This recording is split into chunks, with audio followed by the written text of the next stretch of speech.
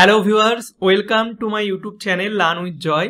তো আজকের ভিডিওতে আমি তোমাদের সপ্তম শ্রেণীর প্রথম পর্যায়ক্রমিক মূল্যায়ন 2025 সালের ভূগোলের প্রশ্নপত্র নিয়ে আলোচনা করব। তো তোমাদের ভূগোলের অর্থাৎ ক্লাস 7-এর পুরো নাম্বার প্যাটার্ন কিন্তু চেঞ্জ হয়ে গেছে। তোমাদের আগে পরীক্ষা হতো 15-তে, কিন্তু এবার থেকে হবে হচ্ছে 30 নাম্বারে এবং সময় দেবে হচ্ছে 1 ঘন্টা। তো তোমাদের এই যে নতুন প্রশ্ন প্যাটার্ন বা সিলেবাস, এটা সম্পর্কে আজকের ভিডিওতে আলোচনা করব। তোমাদের ক্লাস 7-এর ফার্স্ট ইউনিট টেস্টের ভূগোলের টোটাল সিলেবাস, নম্বর বিভাজন, এছাড়া একটা নমুনা প্রশ্নপত্র সেট পুরো উত্তর সহ আলোচনা করব। তাহলে তোমরা জিনিসটা ভালো করে বুঝতে পারবে। আর এই যে প্রশ্নগুলো আমি আলোচনা করব সেগুলো তোমরা ভালো করে খাতাতে লিখে নেবে এবং পড়েও নেবে, কারণ এখান থেকে পরীক্ষায় আসার সম্ভাবনা কিন্তু প্রবল। তো চলো শুরু করি। তো প্রথমে আমরা সিলেবাসটা দেখব। তো সিলেবাস যা ছিল সেটাই আছে।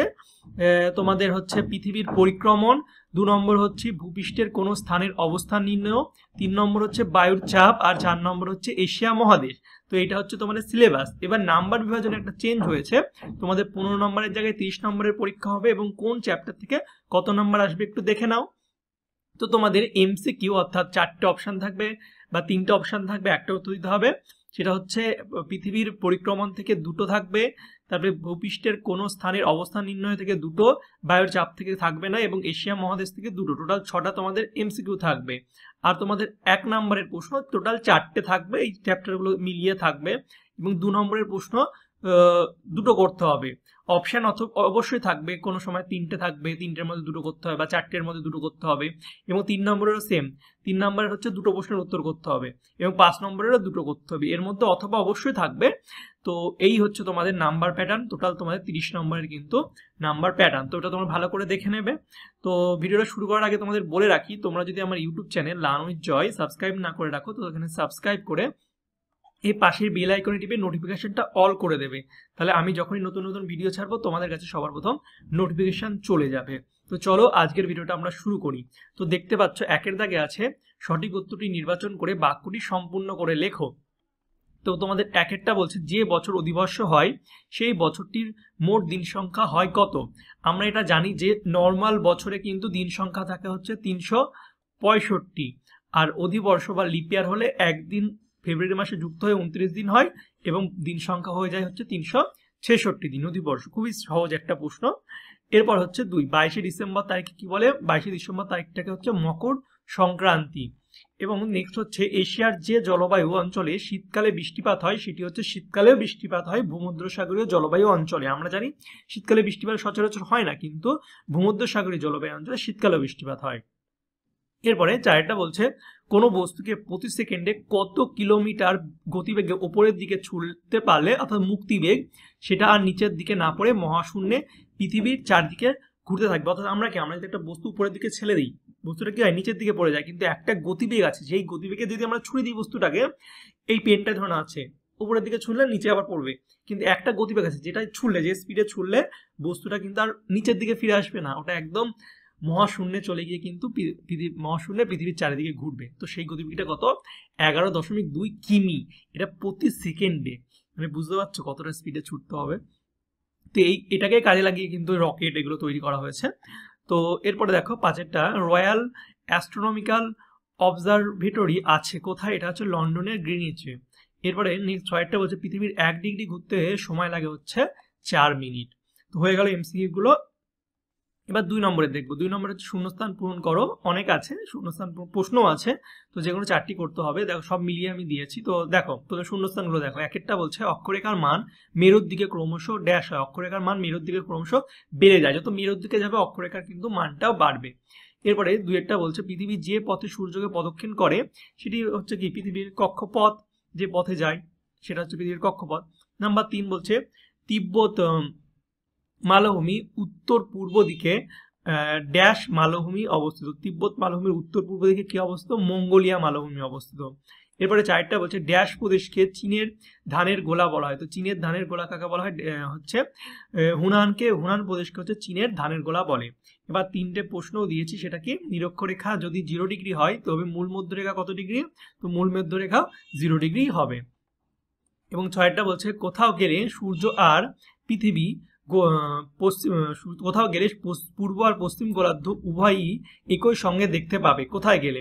এটা হচ্ছে লন্ডনের গ্রিনিচে গেলে পূর্ব আর পশ্চিম গোলার্ধ উভয়ই কিন্তু একসঙ্গে দেখতে পাওয়া যাবে। এরপরে সাতেরটা হচ্ছে গ্রিনিচের সঙ্গে ভারতের প্রমাণ সময়ের পার্থক্য কত? গ্রিনিচ আর সময় আছে আর ভারতের প্রমাণ সময়ের পার্থক্য হচ্ছে 5 ঘন্টা 30 মিনিট। ঠিক আছে, তো এবার হচ্ছে নেক্সট আমরা 3-এর দাগের গুলো করবো। নিচের প্রশ্নের উত্তর দাও, যে কোনো দুটো করতে হবে, 2 নম্বরের প্রশ্ন।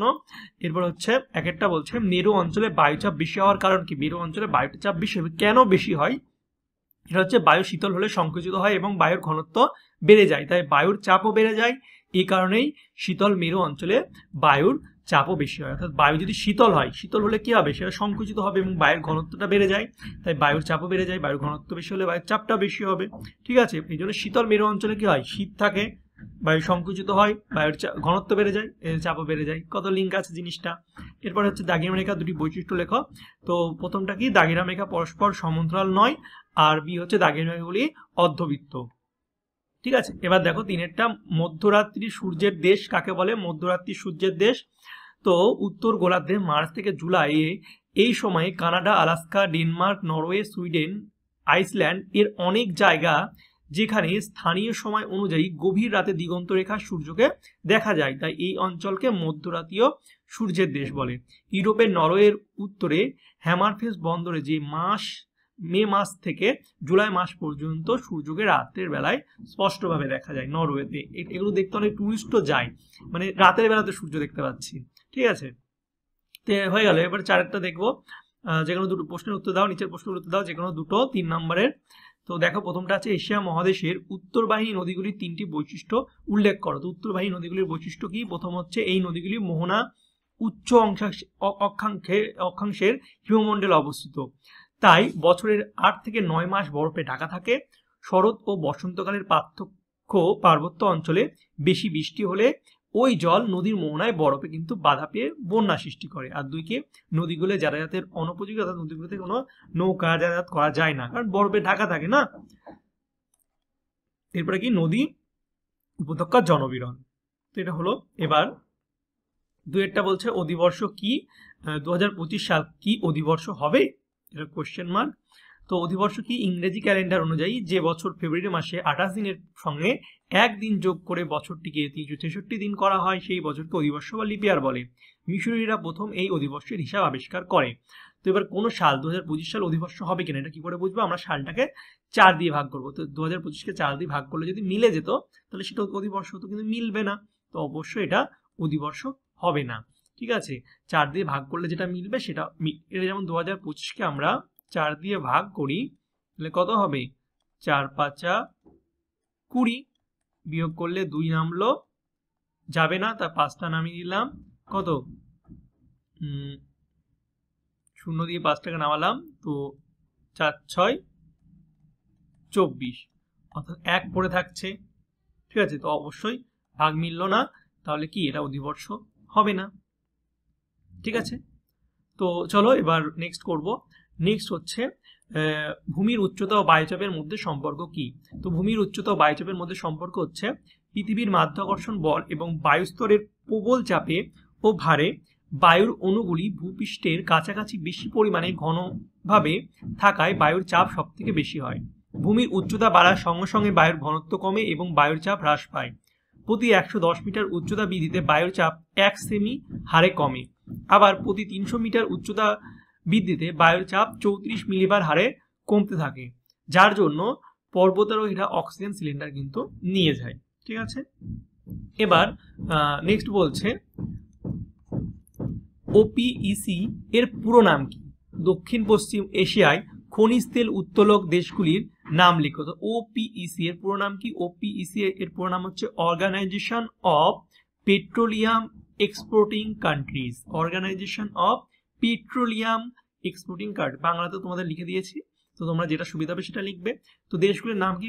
দক্ষিণ পশ্চিম এশিয়ার খনিজ তেল যা তোলে সেগুলো হচ্ছে কি? সৌদি আরব, ইরান, ইরাক, কুয়েত, সংযুক্ত আরব আমিরশাহী, কাতার, ওমান, সিরিয়া, এগুলো হচ্ছে খনিজ তেল উত্তোলক দেশ দক্ষিণ পশ্চিম এশিয়ার। এবার 5-এর দাগের গুলো করব। তো 5-এর দাগে 5 নম্বরে দেখো প্রশ্ন, তো বলতে চিত্র সহকারে মহাবিশ্ব সম্পর্কে আলোচনা করো, নিশীর সূর্যের দেশ কাকে বলে? তো দেখো পৃথিবী তার কক্ষপথে ঘুরতে ঘুরতে 21শে মার্চ তারিখে এমন একটা জায়গায় চলে আসে যে বিষুবরেখায় লম্বভাবে সূর্যরশ্মি পড়ে। এই দিন পৃথিবীর উত্তর মেরু ও দক্ষিণ মেরু পর্যন্ত সর্বত্রই দিনরাত্রি সমান এবং 12 ঘন্টা দিন 12 ঘন্টা রাত হয়। সব জায়গায় স্থানীয় সময় অনুযায়ী সকাল 6টায় সূর্য ওঠে এবং সন্ধ্যা 6টায় অস্ত যায়। এই ঘটনাকে বিষুব বলে। বিষুব কথার অর্থ সমান দিন আর সমান রাত্রি। দিন রাত্রি কিন্তু সমান হয়, 12 ঘন্টা দিন হয়, 12 ঘন্টা রাত্রি হয়। দিন এবং রাত সমান হওয়ায় এই সময়ে মার্চ এপ্রিল মাস আবহাওয়াটাই থাকে কি গরম ঠান্ডার মাঝামাঝি। উত্তর গোলার্ধে এই সময় বসন্তকাল। ঠিক আছে, তাই 21শে মার্চ বিষুবকে উত্তর গোলার্ধে বসন্তকালীন বিষুব বা মহাবিষুব বলা হয়। তোমরা এই ছবিটা যে আছে, এই মহাবিষুব দেখতে পাচ্ছ, এই মহাবিষুব, এটাকে ভালো করে তোমরা পয়েন্টিং করবে। তো এই ছবিটা তোমরা আঁকতে পারো, তোমরা চাইলে তোমাদের বই থেকেও ছবি আঁকতে পারো।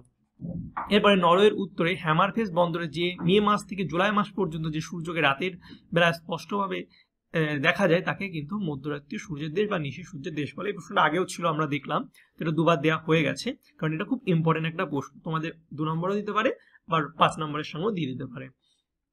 এরপরে বলছে সমচাপ রেখা কাকে বলে? সমচাপ রেখা 3টি বৈশিষ্ট্য উল্লেখ করো। তো সমচাপ রেখা কি? নির্দিষ্ট সময়ে একই পরিমাণ বায়ুচাপযুক্ত স্থানগুলিকে মানচিত্রে যে রেখা দ্বারা যুক্ত করা হয় তাকে সমচাপ রেখা বলে। অর্থাৎ একটা নির্দিষ্ট একটা সময়ে একই পরিমাণ যে বায়ুচাপ একই পরিমাণ থাকে সেই স্থানগুলিকে তোমাদের ম্যাপে এঁকে দিচ্ছে, তো সেগুলোকে সমচাপ রেখা বলে। আর সমচাপ রেখা 3টি বৈশিষ্ট্য কি?